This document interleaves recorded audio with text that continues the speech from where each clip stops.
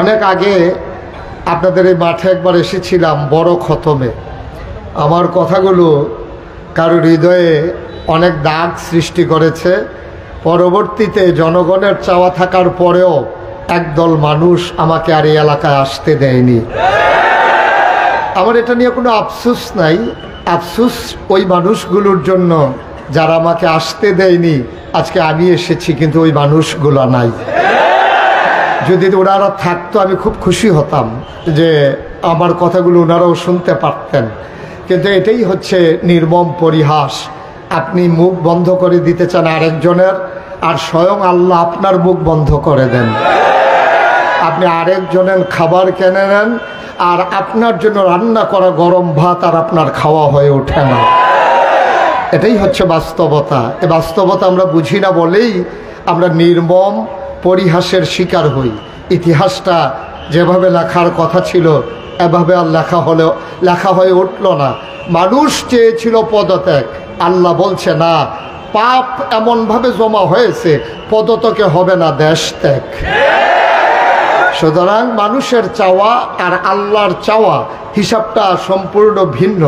আল্লাহ তাবারক ওয়া তাআলা তবে এতটুকুন বুঝি, আপনি যখন যার উপরে নির্মম নির্যাতন করবেন, অযথা মামলা দেবেন, অযথা হামলা দেবেন, শিশু বাচ্চাগুলোকে এতিম বানাবেন, এতটুকুন অন্তত বুঝি।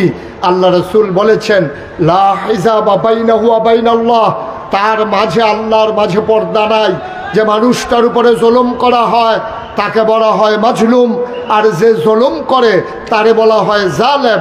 ওই জালেম যখন সাধারণ মানুষের উপরে জুলুম করে, মানুষটা যখন মাজলুম হয়ে যায় আর নামাজের বিছানায় বসে কাবলামুখী হয়ে নামাজ শেষে হাত দুটো বাড়িয়ে চোখের পানি যখন ছেড়ে দেন, আল্লাহর নবী বলেন, লা হিজাবা বাইনাহু ওয়া বাইনাল্লাহ, ওই মাজলুমের মাঝে আল্লাহর মাঝে কোনো পর্দা নাই।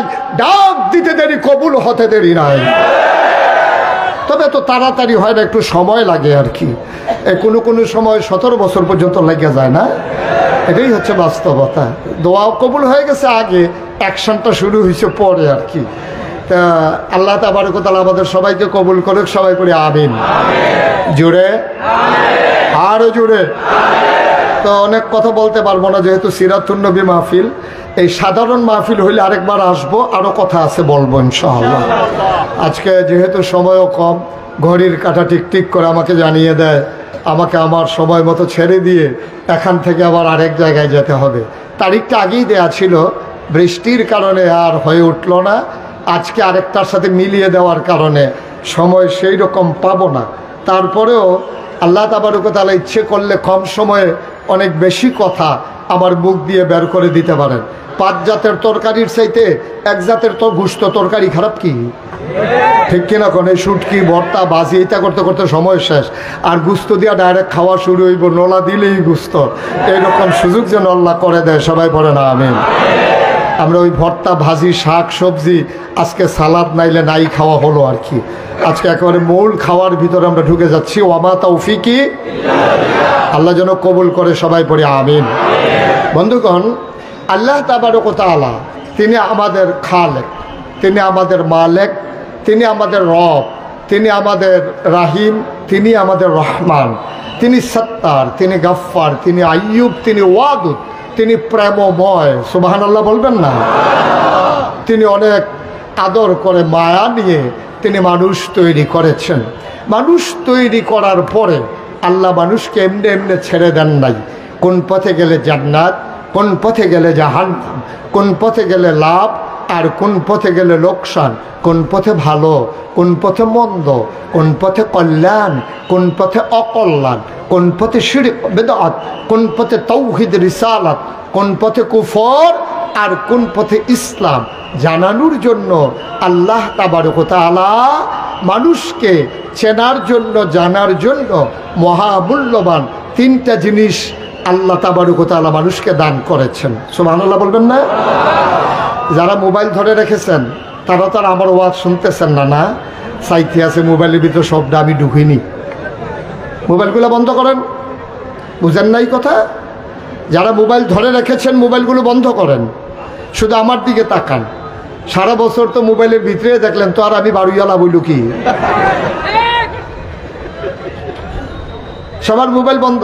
কথা বুঝেন নাই বলে উনি মনে করছে ওই বন্ধ মানে একটু নিচে নামানি আর কি। হ্যাঁ, বন্ধ মানে পকেটে।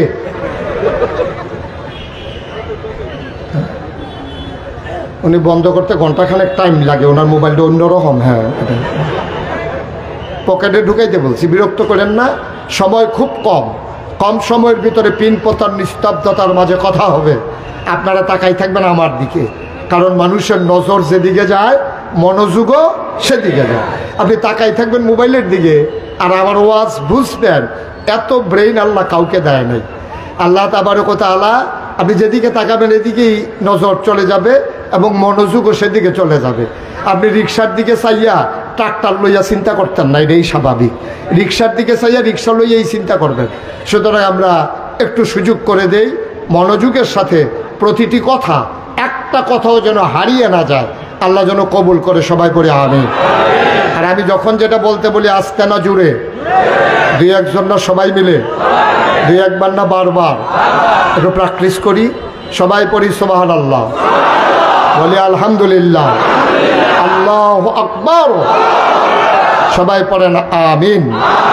বন্ধুগণ, যে কথাটুকুন বলছিলাম, আল্লাহ বান্দাকে উল্লেখ করার মতো মহামূল্যবান তিনটা জিনিস দিয়েছেন। কয়টা?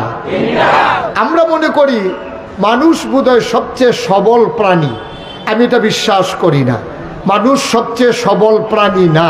মানুষের মতো দুর্বল প্রাণী এই পৃথিবীতে আর নাই। এই যে একটা ট্যাংরা মাছ, এটাও দেখবেন আত্মরক্ষার জন্য তিনটা কাঁটা আছে। একটা শিং মাছ, তারও তিনটা কাঁটা আছে। একটা বিড়াল, তারও একটা থাবা আছে। একটা মুরগি, তারও একটা আঁচড় আছে। একটা ছাগল, তারও দুইটা শিং আছে। একটা গরু, তারও দুইটা শিং আছে। বাঘ, অনেক কিছু আছে। হাতি, তারও পায়ের ছাপ আছে। কিন্তু আমরা মানুষ, আমাদেরকে যদি আক্রমণ করে সিল্লান দিয়া কোন লাগে লাঠি ডালো, ঠিক কিনা কন? আপনার তো দুইটা শিং নাই, আপনার তিনটা কাঁটা নাই। ইচ্ছে করলেই আপনার দেহের ভিতরে এমন কোনো যন্ত্র ফিট করে আল্লাহ দেন নাই যেটা দিয়ে আপনি প্রতিহত করতে পারেন। আপনার একটা না একটা মাধ্যম লাগে। সব প্রাণী আত্মরক্ষার জন্য নিজের সাথে একটা যন্ত্র আল্লাহ ফিট করে দিয়েছেন, একটা অস্ত্র আল্লাহ ফিট করে দিয়েছেন। কিন্তু মানুষের সাথে কোনো অস্ত্র নাই। এই দিক দিয়ে মানুষ একেবারেই অসহায়। কিন্তু একদিক দিয়ে মানুষ বড়ই আপনার বুদ্ধিমান, বড়ই সবল। এটার নাম হচ্ছে আকল, বোঝ, বিবেচনা, ভালো মন্দ বুঝার ক্ষমতা। সুবহানাল্লাহ বলবেন না? এই আকল আল্লাহ আর কাউকে দেন নাই। গরুর আকল নাই, কথা বলা যাবে না। গরুর আকল নাই, ছাগলের আকল নাই, সিংহের বুদ্ধি নাই। তারপরে আপনার কি বলে হাতি, এত বড় একটা হাতি কাটলে মনে করেন 10টা মানুষ বানানো যাবে। একটা নীলতিমি কাটলে 50টা হাতি বানানো যাবে। কিন্তু মানুষের যা আছে ওই নীলতিমির তা নাই। তার নাম হলো আকল, বোঝ, বিবেচনা, ভালো মন্দ বোঝার ক্ষমতা। এটা আল্লাহ মানুষকে দিয়েছেন। কেন দিয়েছেন? মানুষ যেন আল্লাহ চিনতে পারে, মানুষ যেন তার নবী চিনতে পারে, মানুষ যেন তার দ্বীন ইসলাম বুঝতে পারে, মানুষ যেন তার কোরআনুল কারীম বুঝে বুঝে নিজের জীবনে প্রয়োগ করতে পারে। এজন্য আল্লাহ মানুষকে আকল দিয়েছেন। সুবহানাল্লাহ বলবেন না? আকলের এত দাম। আল্লাহ তার উদাহরণ কোরআনে এভাবে দিয়েছেন, কুল, হে রাসূল আপনি বলুন, হাল ইয়াস্তাবিল্লাযীনা ইয়ালামুনা ওয়াল্লাযীনা লা ইয়ালামুন, যারা জানে যারা জানে না দুই দল কি সমান? এই কথাটা যেমন এমন, যাদের আকল আছে যাদের আকল নাই দুই দল মানুষ কি সমান? কথা কয় না, সমান। যার আকল নাই তারে জিগাইয়েন, রে তোর যে আকল নাই কেমন লাগে? তো তারে তো জিগাইয়া লাভ নাই, তার তো নাই। তার মারে জিগাইয়েন, তার আম্মারে জিগাইয়েন, এই ফলার যে আকল নাই কেমন লাগে? দেখবেন তার মা, আহা কি করতেছেন ভাই, ওয়াজ করবেন? একটু সুযোগ করে দিত, কথা বললেন না। আমিন কর জুড়ে, আর জুড়ে। আমি যে কথাটা বলতেছিলাম, এখন যার আকল নাই সে বুঝবে না কি মূল্যবান জিনিসটা তার নাই। তার আম্মাকে জিজ্ঞেস করেন যে তোমার ছেলের যে আকল নাই কেমন লাগে? দেখবেন চোখের পানি ছেড়ে দেবে। বলবে যে এক না হইলে ভালো ছিল। এই ব্যাককল আমারই দিয়া সারাটা বছর এই জনের কাছে মাপ চাওয়া লাগে, ওই জনের কাছে জরিমানা দেওয়া লাগে, আমি আসি বড় কষ্টে এই আকলের কারণে। আল্লাহ বলছেন হালিয়াস্তাবিল্লাযীনা ইয়ালামুনা ওয়াল্লাযীনা লা ইয়ালামুন, যারা জানে যারা জানে না দুই দল কি সমান? সবাই জবাব দেন, দুই দল সমান? জানা আর না জানা মানুষটা একরকম না। এই জন্য জানার দাম বেশি, বুঝার দাম বেশি, আকলের দাম বেশি। আকল যার নাই ওই মানুষটা কেমন এইটু আল্লাহ কোরআনে বলে দিয়েছেন। কোরআনে ঢোকার আগে মারদুদ শয়তান থেকে ফেরা হয়েছে যিনি রহমান যিনি রহিম, তার নামে চলেন শুরু করি, সবাই পড়ি। আউযু বিল্লাহি মিনাশ শাইতানির রাজিম। বিসমিল্লাহ।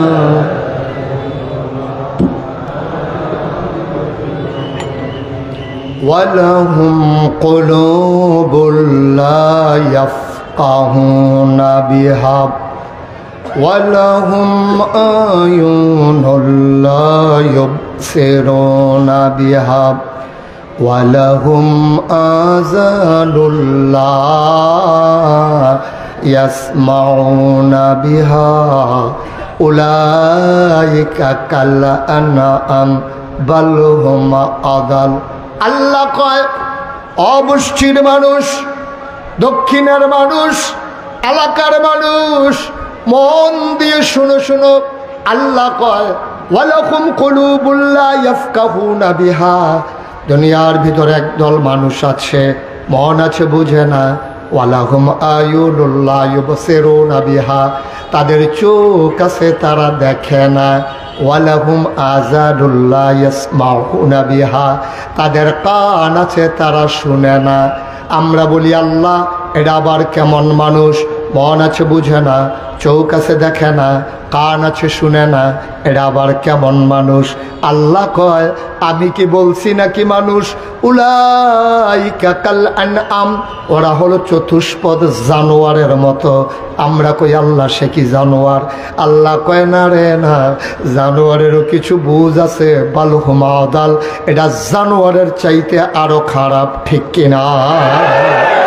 মন থাকার পরে যে বুঝে না, চোখ থাকার পরে যে দেখে না, কান থাকার পরে যে শুনে না, আল্লাহ কয় উলাইকা কাল আনআম বাল হুম আদাল, এটা জানোয়ার, জানোয়ারের চাইতে আরো নিকৃষ্ট, ঠিক কিনা? কম একটা মানুষের চোখ নাই কিন্তু আকল আছে, মানুষটার দাম আছে, ঠিক কিনা কন? একটা মানুষের হাত নাই কিন্তু তার আকল আছে, মানুষটার দাম আছে। একটা মানুষের পা নাই কিন্তু তার আকল আছে, দাম আছে। তার চোখ আছে, তার মুখ আছে, তার কান আছে, তার হাঁটার ক্ষমতা আছে, ধরার ক্ষমতা আছে, তার অনুভূতি শক্তি আছে। সে স্বাদ বুঝে, শীত কারে কয় বুঝে, গরম কারে কয় বুঝে, কিন্তু আকল নাই। আল্লাহ কয় মানুষটা জানোয়ারের চাইতে খারাপ, ঠিক কিনা বলেন? আরো সহজ করে বললে বুঝবেন। আমার বাসা কুমিল্লা শহরে, তো কুমিল্লা রানীর বাজারের পাশেই আমার বাসা। তো সেখানে আমি এই নামাজ যখন শহরে থাকি, তা আমি যে মসজিদটাতে নামাজ পড়ি হয় ফুট মসজিদে, নাইলে রানীর বাজার মসজিদে। তো মসজিদে রানীর বাজারে বেশিরভাগ নামাজ পড়া হয়, মসজিদটা বড়, ওখানে অনেক মানুষের সাথে দেখা হয়। তো নামাজ শেষ করে আমি যখন বের হই, তো এই রাস্তার দুই পাশে কিছু ভিক্ষুক আছে। তো এই ভিক্ষুকেরা হালিম ভাই ওয়াজ এদিকে এদিকে, আমি সাইয়াদ হুসেন দিয়ে এদিকে ঘুরা বসেন, ঘুরা বসেন। উনি একেবারে পুরা হেই চেয়ারম্যানের মতো। কথাটা যেটা মনে পড়ছে এটা কি কইলে তা? এদিকে ঘুরা বসেন, এদিকে আমার দিকে ফিরা বসেন, এইদিকে আপনিও ঘুরেন। আপনারা সবাই একটু আমার দিকে ঘুরা বসলে ওয়াজ শুনতে সহজ হবে। ওনারা বুঝা ফেলাইছে, আগেই ঘুরা লাইতে আছে। অনেক বুদ্ধিমান মানুষ মাশাআল্লাহ। আবু তাহের ভাইটা আরো বুদ্ধি, মারহাবা কন। তো ওই কথা তো আরেকটা মনে পড়ছে, এটাও কইলাম যে আমি এক মাহফিলও যে গেছি, তো লগে দিয়ে একবার বইয়া রয়েছে, সামনের দিকে চাইয়া রয়েছে। তা আমি এবার যত কই ভাই ওয়াজ এখনো, এবার ওই ঘুরানে যায় না, এবার খালি সামনেই চাইয়া থাকে। এবার কতবার কইলাম ভাই আমার দিকে চাইয়া পড় না, ওয়াজ তো এখন আপনি হ্যাঁ চাইয়া রয়েছেন কিতে। এবার কতক্ষণ পরে আমারে কয় হুজুর আপনি যে আপনার দিকে ঘুরতেন কন, এই আমি তো এলাকার চেয়ারম্যান। তো আমি কিন্তু চেয়ারম্যান হইলে ঘুরলে সমস্যা কি?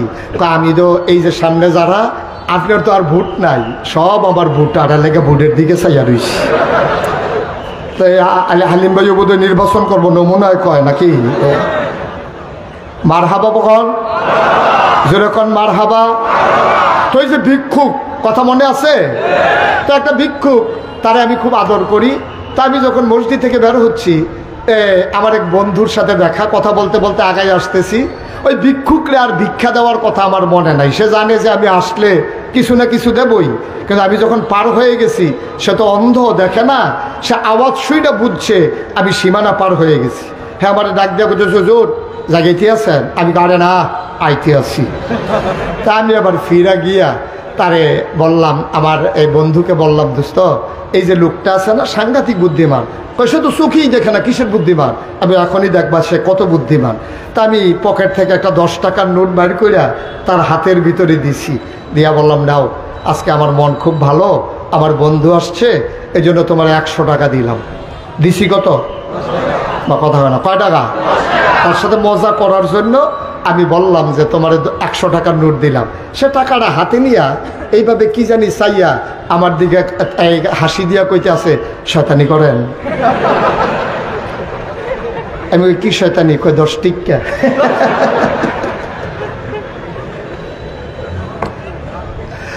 আমি বুঝলাম মানুষটার চোখ নাই, যে মানুষটা কোনোদিন তার স্ত্রী দেখে নাই। কথা বললে মানুষটা চিনে এটা তার স্ত্রী, জন্ম দেওয়া সন্তান মানুষটা চিনে না, কথা বললে বুঝে এটা আমার সন্তান।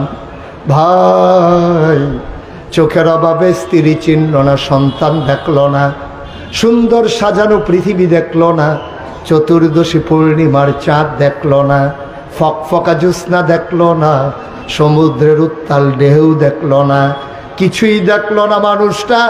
অথচ আল্লাহ তাবারক ওয়া তাআলা তার আকল দেওয়ার কারণে 100 টাকা না 10 টাকা ধরেই সে বুঝে ফেলছে এটার নাম হইল আকল।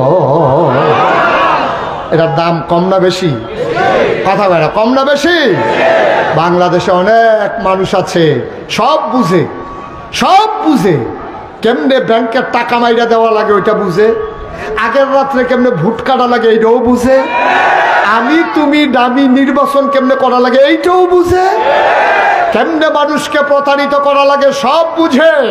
কিন্তু যদি বলে ইসলামের কথা, ইসলাম বুঝে না। আমি বলি উলাইকা কাল আনাম, ওরা চতুষ্পদ জানোয়ার।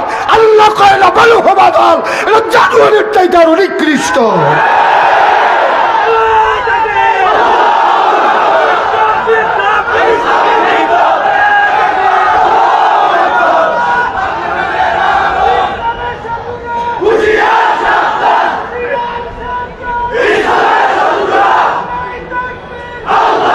সবাই পড়ে না আমিন, জোরে পড়ে না আমিন।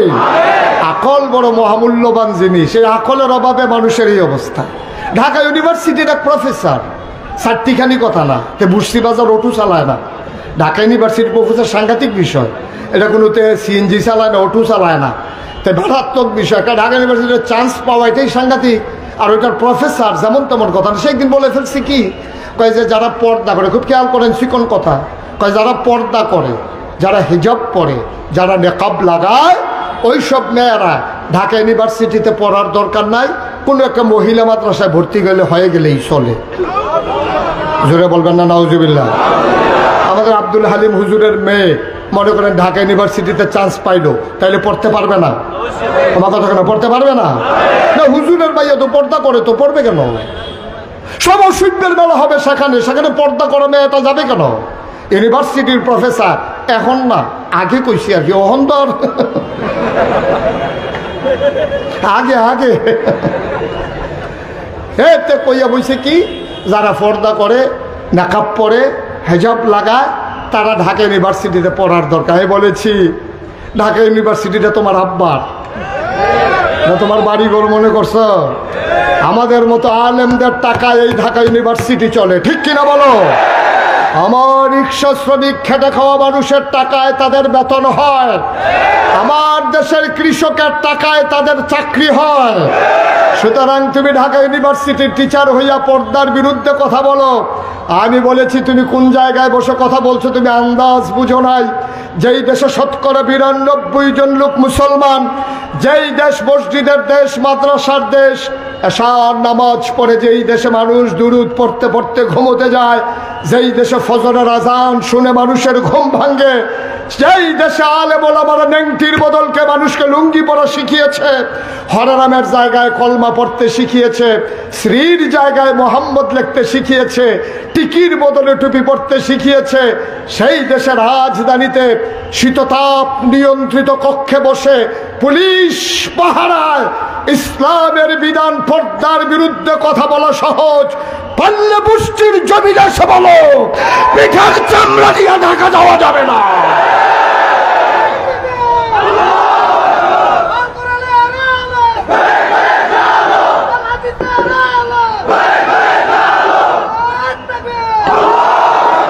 সবাই পড়ে না আমিন। আকলের দাম কম না বেশি? এই আকল যারা কাজে লাগাইতে পারছে তারাই দুনিয়াতে সম্মানিত হয়েছে, আর পরকালে তাদেরকেই ওই জান্নাতের হুল গেলমানেরা বলবে আহলান সাহলান মারহাবা, মোস্ট ওয়েলকাম, আমাদের ভুবনে আপনাদেরকে স্বাগতম। ঠিক কিনা বলেন? আমরা সেই অপেক্ষায় আছি ইনশাআল্লাহ, সেই অপেক্ষায় আমরা আছি ইনশাআল্লাহ। বন্ধুগণ, তাইলে ১ নম্বরে দিল আকল, ২ নম্বরে দিল এই কোরআনুল কারীম, আর ৩ নম্বরে দিল কোরআনের বাস্তব প্রতিচ্ছবি নবী মুহাম্মদুর রাসূলুল্লাহ। এই কোরআন দেওয়ার পরে যথেষ্ট ছিল, কিন্তু ওলামায়ে কেরাম কয় কোরআনের প্রতিটি শব্দ, প্রতিটি লাইন, প্রতিটি অক্ষর, প্রতিটি জিনিসের ব্যাখ্যা আছে। আছে নাকি নাই? কথা কয় না, আছে নাকি নাই? কোরআনের প্রতিটি কথার ব্যাখ্যা আছে, কোরআনের প্রতিটি শব্দের কথা আছে, কোরআনের প্রতিটি কথার পূর্বাপর আছে, নাজিলের প্রেক্ষাপট আছে, তার থেকে শিক্ষা আছে। সুতরাং শুধু কোরআন দিলেই যথেষ্ট হতো এই কথাটা ঠিক নয়, কারণ কোরআনের নানামুখী ব্যাখ্যা হতো। এই ব্যাখ্যার হাত থেকে মানুষ যেন বেঁচে যেতে পারে, এই জন্য কোরআনুল কারীম দিয়া তার আবার উজ্জ্বল দৃষ্টান্ত, একটা মডেল, একটা নমুনা, একটা আইডল, একটা আইকন তারকে পাঠালেন। তিনি হলেন নবী মুহাম্মদুর রাসূলুল্লাহ। তাইলে বিধান হলো আল্লাহ, বিধান কার? কথা কয় না, বিধান কার? আর তরিকা হলো নবীজির। তরিকা কার? বিধান মানবো আমরা আল্লাহর, আল্লাহর বিধান মানতে গিয়া যার তরিকা ফলো করব উনি হচ্ছেন নবী মুহাম্মদুর রাসূলুল্লাহ। এই নবীজিকে পাঠালেন আল্লাহ তাবারক ওয়া তাআলা রবিউল আউয়াল মাসে। যদিও রবিউল আউয়াল মাস অতিবাহিত হয়ে গেছে, আমাদের আগের প্রোগ্রামের তারিখটা রবিউল আউয়ালেই ছিল, কিন্তু আল্লাহ মনে করছে যে না, রবিউল আউয়ালের পরে গিয়েও আমি রবিউল আউয়ালের সিরত মাহফিল করাবো, তা আমাদের তার কোনো আপত্তি নাই। উনি যদি মনে করে 12 মাস করাবে, করাইতে থাকুক, আমাদের তো কোনো সমস্যা নাই। আল্লাহ যেন হেফাজত করে, সবাই করা আমিন। আমরা তো মনে করেছিলাম রবিউল আউয়াল মাসেই সিরত মাহফিলটা হোক, কিন্তু আল্লাহর ফায়সালা হচ্ছে না। আমার নবীকে কোনো দিনের সাথে, আমার নবীকে কোনো ক্ষণের সাথে, আমার নবীকে কোনো সপ্তাহের সাথে, আমার নবীকে কোনো মাসের সাথে, আমার নবীকে কোনো বছরের সাথে সীমাবদ্ধ করা যাবে না। আমার নবীর যেমন গণ্ডি নাই, আমার নবীর জন্য সীমা পরিসীমা পরিব্যক্তি নাই। আমার নবী যেমন বিশ্ব নবী, আর আমার নবী সব সময়ের নবী। ঠিক কিনা বলে? কোনো মাসের সাথে দিনের সাথে সম্পর্ক না। কিন্তু আমাদের দেশে আমরা আশ্চর্যান্বিত হয়ে খেয়াল করি, আমরা চমকে উঠি, আমরা থমকে দাঁড়াই, আমরা আশ্চর্যান্বিত হয়ে যাই। একদল মানুষ নবীর জীবনটাকে একটা দিনের সাথে, 12 রবিউল আউয়ালের সাথে জড়িয়ে জশ্নে জুলুস নাম দিয়া একদিনের ভিতরে নবীরে প্যাকেট কইরা বাকি 364 দিনে নবীকে বিদায় করে দিয়া যার যার মন মতো তার জিন্দেগি চালাইতে চায়। ঠিক কিনা কম? আমরা বলেছি কোনো একটা দিনের জশ্নে জুলুস আমার নবীর সম্মানের জন্য যথেষ্ট নয়। পায়ের নখ থেকে মাথার চুল পর্যন্ত, রান্নাঘর থেকে সংসদ ভবন পর্যন্ত, শুধু এখানেই শেষ নয়। ব্যক্তির সাথে ব্যক্তির সম্পর্ক, স্বামীর সাথে স্ত্রীর সম্পর্ক, সন্তানের সাথে বাবার সম্পর্ক, পরিবারের মানুষের সাথে সম্পর্ক, প্রতিবেশীর সাথে সম্পর্ক, প্রতিবেশী মুসলমান হলে তার সাথে সম্পর্ক, প্রতিবেশী অন্য ধর্মাবলম্বী হলে তাদের সাথে সম্পর্ক, এবং দেশের মানুষের সাথে সম্পর্ক, এবং ইন্টারন্যাশনাল রিলেশন, গোটা পৃথিবীর মানুষের সাথে মুসলমানের সম্পর্ক হবে কেমন, সব যিনি শিখিয়ে দিয়ে গেছেন, সব যিনি জানিয়ে দিয়ে গেছেন, সব কিছুর যিনি বাস্তব নমুনা, তিনিই নবী মুহাম্মদুর রাসূলুল্লাহ। তাহলে কোনো একদিনের সাথে নবীকে আবদ্ধ করা যাবে না, ঠিক কিনা বলেন? যারা করতে চায় তারা কি নবীর সম্মান বাড়াইতে চায় না কমাইতে চায়? একটা দিনের সাথে নবীকে কমিয়ে ফেলা যাবে না। আমি অবাক বিস্ময়ে কুমিল্লা শহরে রাস্তার কিনারে দাঁড়িয়ে দাঁড়িয়ে দেখি মিছিলগুলো যখন যায় পিকআপে করে, ওই পিকআপের বাইকের সাথে যখন ওই ডেস্কে আপনার সাউন্ড বক্সের ভেতরে গানের তালে তালে উত্তাল নৃত্য দেখি, আর ওই উত্তাল নৃত্যের মাঝে যুবকের সাথে যখন মহিলাদেরকেও দেখি, তখন কলিজাটা ফেটে যায়। এটা নবীর আদর্শ নয়, ঠিক কিনা বলেন? আমি দেখেছি যে এটাই হচ্ছে বাংলাদেশে। 12ই রবিউল আউয়াল আসলে জশ্নে জুলুসের নাম দিয়া সারাটা বছর যা মন্ডায় ধরে তা কইরা, ইয়া রাসূলুল্লাহ কই একটা সিল্লান দিয়া, ইয়া নবী কই একটা ফাল দিয়া, জিলাপি খেতে খেতে বাইতাইয়া পড়তে আছে। আমি কান্দির পর নিজে দাঁড়িয়ে আছি, আমি রামঘাটলা যেখানে ছোট্ট একটা মসজিদ আছে ওটার সামনে দাঁড়িয়ে আছি, যেখানে ইসলামী ব্যাংকের মূল শাখাটা যেটা কুমিল্লা, ওটার সামনে আমি দাঁড়িয়ে আছি। আমি দেখলাম আসরের পরে মাগরিবের আগে দিয়া সব মানুষ লাইন ধরে মিছিল করে যাইতে আছে। তা আমি এক মুরব্বীরে ডাক দিয়েছি, গেলাম ও কাছে আইয়েন। কাছে আইসে পরে আমি কই ভাই আসরের নামাজ পড়ছে, আমার যে একটা ধমক দিছি আমি দেখে সহ্য করতাম পারছি, আপনারা ফুইরা গেলেন গইল আমার ধমক দেওয়া, আপনারা হুজুর আছেন নামাজ লইয়া, নবীর প্রেম আপনারা আছেন নামাজ লইয়া, আপনার কথা কি কইতা কইয়া সেটা বিড়ি টানতে টানতে আবার যাইতেছে। আল্লাহ মাফ করুক, সবাই কোনা আমিন, জোরে কোনা আমিন। একেবারে সহজ করে কই, একেবারে সহজ করে কই, আপনি আত্মীয়র বাড়িতে বেয়ার বাড়িতে বেড়াইতে গেছেন, আচ্ছা আপনি বেয়ার বাড়িতে বেড়াইতে গেছেন, এখন বেয়ার বাড়িতে ছেলের শ্বশুর বাড়িতে বেড়াইতে গেলে বাবা পাওনা হইল মুরগি, পোলাও, গুস্ত, যত জাতের ভালো খাবার আছে সব পাওনা। তাইলে আপনি যদি পাওনা মতো খাইয়ে আসতে পারেন আপনি জিতছেন। আর আপনারে যদি বেয়াই খুব চালাক, বেয়াই করছে কি আপনি গেছেন পরে কইতে আছে বেয়াই নিশ্চয়ই পেটে খিদে আছে, দুপুরবেলা পার হয়ে গেছে, আপনি তো বোধহয় এখন খাওয়ার খুব দরকার, ঘরে যা আছে তাই খাইয়ালাম। খুব চালাক, ঘরে রান্না করে রাখছে নিরামিষ সবজি, আলুর ভর্তা, ডাল, এইসব দিয়া বেআইরে খাওয়াইতে চায়। তো বেআই তো আরো চালাক, ছেলের বাপ না। বেআই ডাক দিয়া কইতেছে বেআই আপনি টেনশন করেন না, আমি জানি আসলে মুরগা জব করবেন, ফলাও রানবেন, একটু টাইম লাগতো না, এই জন্য আইতে নাস্তা খাই আইছি। তাহলে বেআই যদি আপনারা মুরগি মাছ ভর্তা দিয়া সবজি দিয়া খাওয়াইতে পারে তাইলে বেআই জিতছে, আপনি ঠকছেন। আর আপনি যদি মুরগা পোলাও সব খাইয়ে আসতে পারেন, বেআই ঠকছে, আপনি জিতছেন।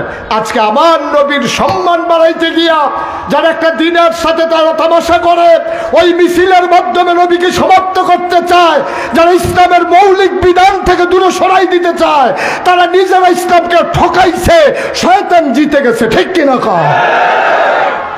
শয়তান আজকে জিতে গেছে, আমরা ঠকে গেছি, আমরা এতই দুর্ভাগা, এতই পড়া কপাল। এবার যখন নবীজির কথা আসলো, এখন কয়টা মূল্যবান জিনিস কয়টা দিছে, কথা কয় না দেখি কয়টা? 1 নম্বরে, 2 নম্বরে, 3 নম্বরে নবী মুহাম্মদুর রাসূলুল্লাহ বিধান দিয়েছেন আল্লাহ। 500 আয়াত আছে কোরআন শরীফে, যেগুলোরে বলা হয় আহকামুল কোরআন। এটা হলো বিধান সম্বলিত 6666 আয়াতের ভিতরে 500 আয়াত আছে, এই যেগুলোর ভিতরে হুকুম আছে। আকিমুস সালাহ ওয়া আতুজ যাকাত ওয়ালিল্লাহি আলান নাসি হিজ্জুল বাইতি মান ইসতাতা ইলাইহি সাবিলা। তারপরে আছে আপনার কুতিবা আলাইকুমুস সিয়াম। এইরকমভাবে 500 আয়াত আছে হুকুমের। বাকিগুলো হচ্ছে ওইগুলাকে তাগিদ দেওয়া, পূর্ববর্তী বংশাবলী যারা আল্লাহকে মানেনি তাদের পরিণতি এবং মানলে কি সুফল, এই জিনিসগুলো দিয়ে গোটা কোরআনটাকে ভরে দেওয়া হয়েছে। বন্ধুগণ, এই কোরআনুল কারিমে যখন হুকুম আসলো আকিমুস সালাহ, ওই যে বলছিলাম বিধান হলো আল্লাহর আর তরিকা কার? বা কথা করা তরিকা কার? রাসূলের, নবীজির। এখন বিধান দিলেন আল্লাহ, প্রমাণ কি? যেমন আল্লাহ বললেন আকিমুস সালাহ, তোমরা নামাজ কায়েম করো। এখানে বললেন, বিভিন্ন জায়গায় বিভিন্ন রকম বলেছেন। এখন প্রশ্ন হলো, এই নামাজের আয়াত যখন নাজিল হলো, আকিমুস সালাহ ইন্নাস সালাতা তানহা আনিল ফাহশাই ওয়াল মুনকার ইউকিমুনাস সালাহ, তারপরে কাদ আফলাহাল মুমিনুন আল্লাযীনা হুম ফি সালাতিহিম খাশিউন, এমন নানানভাবে নামাজের কথা যখন আসলো, সাহাবায়ে কেরাম দিলেন দৌড়ে দৌড়ে নবীজির দরবারে গিয়ে হাজির হলেন। আসসালাতু ওয়াসসালামু আলাইকা ইয়া রাসূলুল্লাহ, আসসালাতু ওয়াসসালামু আলাইকা ইয়া হাবিবাল্লাহ। নবী গো, ও নবী, আল্লাহ যে নামাজের কথা কয় জিনিসটা কি? সুবহানাল্লাহ বলবেন না? আল্লাহর নবী কয়, তোমরা জায়গা মতো এসে পড়ছো, আসল জায়গায় এসে পড়ছো। আল্লাহ নামাজের কথা বলছে, তো কেমনে কি করা লাগবে এটাই তো জানতে চাও। আসো আসো আসো, সব লাইন ধরে দাঁড়াও। সাহাবারা দাঁড়ালেন। নবী বললেন, সবাই দেখো আমি কেমন করে নামাজ আদায় করতেছি। নবী নামাজ আদায় করলেন, মুচকি হেসে সবাইকে ডেকে বললেন, সাল্লু কামা রাআইতুমুনি উসাল্লি। ওই যে নামাজের কথা বলছিলা, তোমরা নামাজ পড়ো কামা রাআইতুমুনি, যেমন করে আমাকে দেখেছো, উসাল্লি, আমি যেমন করে নামাজ পড়েছি। সুবহানাল্লাহ বলবেন না? তাহলে নামাজের হুকুম করছে কে? আল্লাহ। কেমনে পড়তে হবে দেখাই দিছে কে? নবীজি। সুবহানাল্লাহ বলবেন না? এটাই হলো বিধান, হলো আল্লাহ, আর হুকুম হলো নবীজি। এবার আসেন, এই বিধান হলো আল্লাহ, তরিকা হলো নবীজি। এবার আসেন, নবীকে আল্লাহ তাবারক ওয়া তাআলা কি হিসাবে পাঠালেন, এটা আমাদের জানার দরকার আছে নাকি নাই? আমরা জানতে চাইলাম, মাওলা রব্বে কারীম, তুমি বলে দাও দেখি নবীকে কেমন করে পাঠালে, কি হিসাবে তুমি নবীকে পাঠালে আমাদেরকে শুনিয়ে দাও। আল্লাহ কয়, আমার ব্যাপারে তোমাদের ধারণা কি? আমরা বলে দিলাম 5 ওয়াক্ত নামাজে প্রতি রাকাতে শুরুতেই তো আমরা বলে দিই আলহামদুলিল্লাহি রাব্বিল আলামিন, সমস্ত জগৎ সমূহের যিনি রব, ওই আল্লাহর জন্য সমস্ত প্রশংসা। এবার আল্লাহ যেন ডাক দেয়া কয়, শোনো, আমার ব্যাপারে তোমাদের ধারণা শুনলাম, এবার নবীর ব্যাপারে তোমরা কি ধারণা করবা শোনো। কোরআনুল কারীমে ১৫০০ বছর আগে আল্লাহ নবীকে পাঠাইয়া ঘোষণা করে দিলেন, সবাই পড়েন, ওয়ামা আরসালনাকা ইল্লা রাহমাতাল লিল আলামিন। আয়াতটার ভিতরে এত মজা, পড়লেই যেন কলিজাটা ঠান্ডা হয়ে যায়। আবার দুনিয়ার সকল খেয়াল ছেড়ে দিয়ে মজা করে পড়েন দেখি, ওয়ামা আরসালনাকা ইল্লা রাহমাতাল লিল আলামিন। অবুষ্টির মানুষ, আমি আল্লাহ হইলাম রব্বুল আলামিন, আর আমার নবী হইলেন রাহমাতুল লিল আলামিন। মুফাসসিরিনে কারাম কয়, যত জায়গায় আল্লাহ রব, তত জায়গায় আমার নবী রহমত। এমন একটা জায়গা নাই যেই জায়গাটার ভিতরে আমার নবী রহমত না। আমার নবী শুধু মানুষের জন্য রহমত না, আমার নবী শুধু জিনের জন্য রহমত না, আমার নবী শুধু ফেরেশতার জন্য রহমত না, সমস্ত মাখলুকাতের জন্য আমার নবী রহমত। আমার নবী হেঁটে যাচ্ছেন মরুভূমির উপর দিয়ে, সাহাবারা অবাক বিস্ময়ে তাকিয়ে দেখে এবড়ো থেবড়ো পাথর, কণা উঠা পাথর, যেই পাথরে পা পড়লে মানুষ প্রচন্ড ব্যথা পাওয়ার কথা, ওই পাথরের উপর দিয়ে আমার নবী হেঁটে যায়। আমার নবী ব্যথা পায় না, একটু সময়ের জন্য দাঁড়ায় না। সাহাবারা চিন্তা করলেন, পাথরের উপর দিয়ে নবী এমন করে হাঁটে কেমনে? পেছন দিয়ে একজন সাহাবা গিয়া ওই পাথরের টুকরাটা হাতে নিয়ে দেখে, নবী যখন কদম দিয়েছেন, নবীর সম্মানে পাথর আল্লাহ তুলার মতো নরম বানিয়ে দিয়েছে। সুবহানাল্লাহ, সুবহানাল্লাহ। পরে প্রচন্ড রোদ, ঘামে ভিজে যাচ্ছে মানুষের শরীর। আল্লাহর নবী মরুভূমির মাঝ দিয়া ভর দুপুরে প্রচন্ড রোদের মাঝে হেঁটে যায়। সাহাবায়ে কেরাম চিন্তা করে, কেমন করে আমার নবী রোদের মাঝ দিয়ে হেঁটে যায়, নবীর কি কষ্ট হয় না? তারা উপরের দিকে তাকায়া দেখে, নবী যেদিকে যায় আকাশে একটা মেঘমালা নবীকে ছায়া দিয়ে দিয়ে যায়। সুবহানাল্লাহ, সুবহান।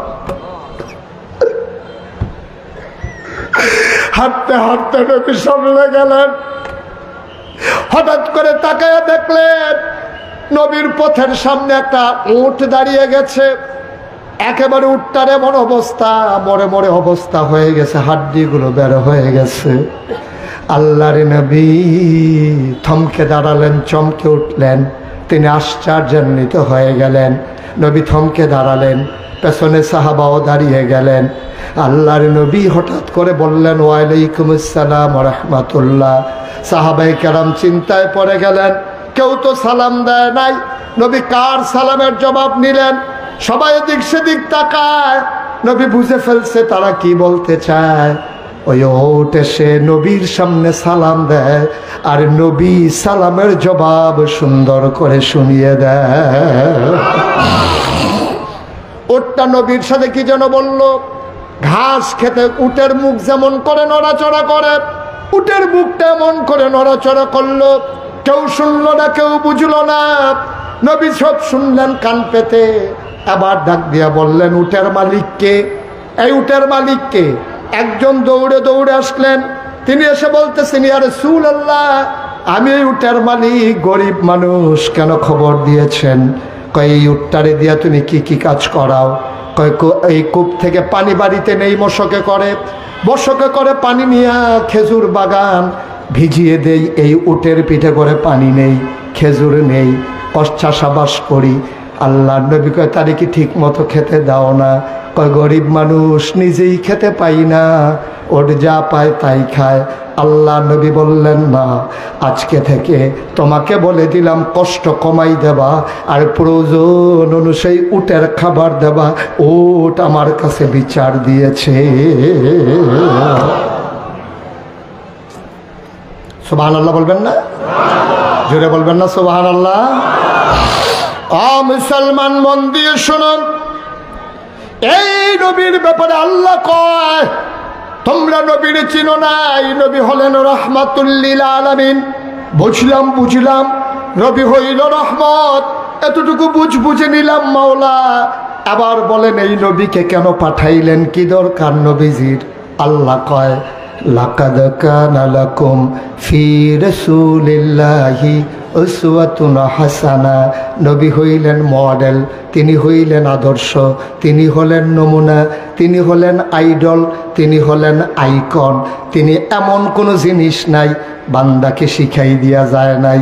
উম্মতের জন্য তিনি যেমন করে রহমত, তেমন করে তিনি মডেল, তিনি উসওয়াতুল হাসানা। কেমন করে তোমার সম্পর্ক হবে স্ত্রীর সাথে, সন্তানের প্রতি তোমার দায়িত্ব কি? তুমি যখন তৃণমূল পর্যায় থেকে রাষ্ট্রের সর্বোচ্চ পর্যায় পর্যন্ত যাবা, সব জায়গায় তুমি কেমনে দায়িত্ব পালন করবা।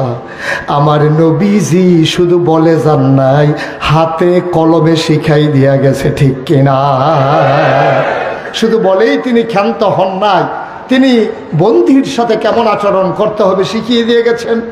যখন মক্কা বিজয় হয়ে গেল, বিজয়ী মানুষগুলো কেমন করে পরাজিত মানুষের সাথে আচরণ করবে, মক্কা বিজয়ের পরে নবী সবাইকে শিখিয়ে দিয়ে গেছেন।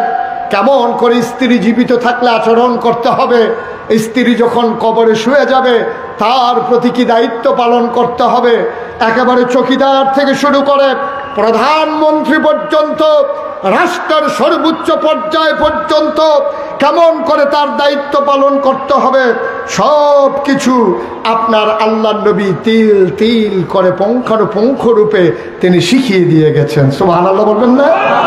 একটা জিনিস আপনি বলতে পারবেন না যে এই জিনিসটা বোধহয় নবীজি শিখিয়ে দেন নাই। আল্লাহর খাস মেহরবানি, আমরা যেহেতু 7:15 আজান পড়ে যাবে, এখানে এশার নামাজ 7:15, তো ভালোই হয়েছে, আমার জন্য সুবিধা হয়েছে আর কি। আরেক জায়গায় যাওয়াটা তাড়াতাড়ি হয়ে যাবে ইনশাআল্লাহ। আমিন কন, জোরে কন, আরো জোরে।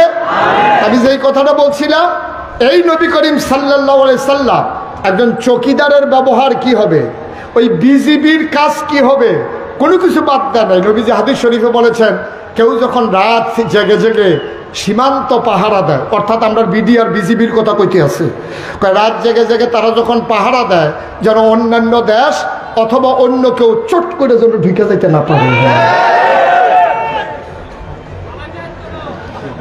এই রাত জেগে জেগে যারা পাহারা দেয় তারা এই যে ঘুম দিল না চোখকে, কিয়ামতের ময়দানে এই চোখ জাহান্নামের আগুন দেখবে না। সুবহানাল্লাহ বলবেন না? দেখছেন, বিডিআরের কথা আছে, পুলিশের কথা আছে, আপনাদের কথা আছে, কারো কথা বা উটের কথা আছে, আমরা গরু ছাগলের কথা আছে। নবীর জীবনে সব আদর্শ নবী প্রমাণ করে দেখিয়ে দিয়ে গেছেন। সুতরাং আজকে এই গোষ্ঠী বাজারের হাজারো জনতা দীপ্ত শপথ নিতে হবে। আমরা মনে করি ইসলাম মানে হচ্ছে নামাজ, আমরা মনে করি ইসলাম মানে হচ্ছে ইমামতি, আমরা মনে করি হচ্ছে ইসলাম মানে হচ্ছে ফির সাহেব, আর ফির সাহেবের মুরিদ, আর ফির সাহেবের হাত ফাইতে ফাইতে সাহায্য লইব। এইরকম হাত মনে হইব যেন 5-6 জন বইয়া রয়েছে, খাইতে খাইতে শৈলের নমুনা এইরকম বাড়াইব, মনে হইব যেন 5-6 জন, আসলে একজন। ঠিক কিনা কও? সারা জীবন খালি এই আতফাতা শিখছে, কোনোদিন এটা শিখছে না। কেডা জানি এমনি কত ঘুরাই দিছি, এটা আবার এমনি ঘুরা যায়, এমন খাডাস। খালি নিত শিখছে, দিত শিখছে না। অথচ আল্লাহ নবী সময় পাওয়া গেল না। আবার আসবো, কথা আছে অনেক, অনেক বছরের কথা জমে আছে ইনশাআল্লাহ। আল্লাহ যেন সুযোগ দান করে, সবাই বলি আমিন।